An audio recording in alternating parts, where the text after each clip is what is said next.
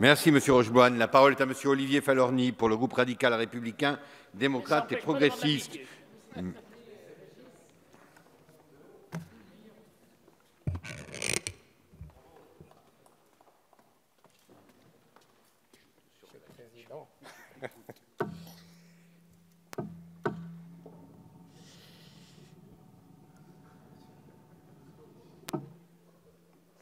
Monsieur le Président, Messieurs les ministres, Monsieur le Président de la Commission, Messieurs les rapporteurs, mes chers collègues, je me dois tout d'abord de saluer le grand fair-play de notre président de séance, de me donner la parole, dont chacun sait qu'il est palois, alors que le Stade Rochelais s'apprête dimanche à mettre une belle raclée à la section paloise, sans rancune, Monsieur le Président. Vous êtes plus doué pour la politique, Monsieur Falorni.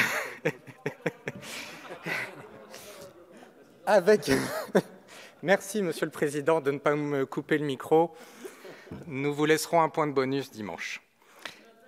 Avec une augmentation de plus de 20% par rapport à l'exercice 2016 de l'enveloppe allouée au ministère de la Ville, de la Jeunesse et des Sports, ce sont un peu plus de 734 millions d'euros qui ont été octroyés à la mission Sport, Jeunesse et Vie associative. Cet effort budgétaire considérable, consenti dans un contexte économique difficile, reflète la ferme détermination de la politique du gouvernement à l'égard de cette mission. Le volet consacré au programme 163, Jeunesse et Vie associative, représente la part la plus importante, avec quelques 476,7 millions d'euros pour 2017. Cet effort budgétaire, qui représente une augmentation de près de 85 millions d'euros par rapport au PLF 2016, repose principalement sur la montée en puissance du service civique dont le gouvernement a fait une priorité. Cette politique volontariste, je n'en doute pas, aura des incidences extrêmement positives pour notre jeunesse, qui bénéficiera en retour d'une reconnaissance indéniable du rôle fondamental qui est le sien quand il s'agit de renforcer le lien social. Le service civique qui s'adresse aux jeunes de 16 à 25 ans et jusqu'à 30 ans pour les jeunes en situation de handicap doit en effet permettre à toute une génération de pouvoir s'engager. Ainsi, ce seront quelques 150 000 jeunes qui, sans condition de diplôme, pourront remplir une mission d'intérêt général au sein d'une association, d'un établissement public ou d'une collectivité territoriale. Cet engagement peut s'effectuer en France ou à l'étranger et dans 9 domaines d'action: solidarité, environnement, sport, culture, éducation, santé, intervention d'urgence, mémoire et citoyenneté et aide humanitaire.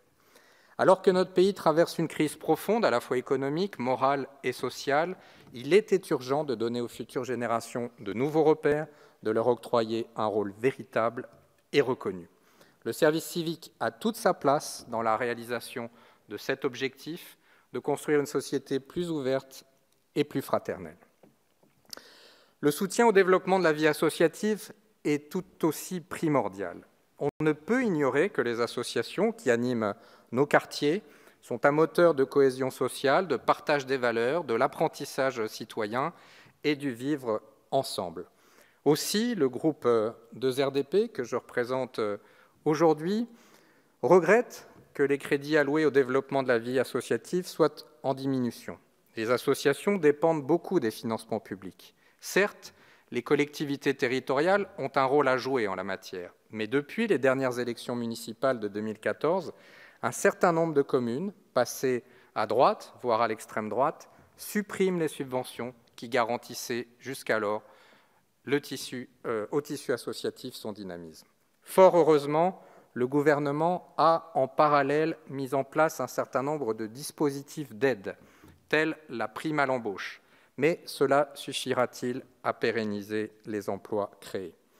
Enfin, pour ce qui est du sport, son budget en hausse de plus de 18% par rapport à 2016, avec une enveloppe en augmentation de plus de 39 millions, est un budget très positif. Une majorité des crédits accordés sont à destination des fédérations sportives et des associations nationales agréées de jeunesse et d'éducation populaire qui portent un message d'universalité plus que jamais indispensable à notre société. La démocratisation de la pratique sportive est l'un des combats menés par nos ministres Patrick Kanner et Thierry Braillard. Des opérations comme Citoyens du sport ou J'apprends à nager attestent d'une volonté d'accompagner, aux côtés des pratiques de haut niveau, l'ouverture à tous du sport grâce aux associations dont l'apport à l'enjeu de société qui est la cohésion sociale n'est plus approuvé. Le groupe 2RDP adhère bien évidemment à la direction qui est impulsée par le gouvernement. Le sport est sans contexte un vecteur de cohésion sociale et d'union nationale dont nous avons tant besoin en ces temps troublés. Il importe donc de tout mettre en œuvre pour défendre la pratique sportive, et en particulier celle de haut niveau qui participe du rayonnement international de notre pays. La candidature de Paris et le succès qu'elle emporte, à la fois au niveau international et parmi nos concitoyens, est le signe qu'il faut poursuivre dans cette direction. Pour toutes ces raisons, mes chers collègues, messieurs les ministres, le groupe 2RDP votera ce budget. Merci, monsieur.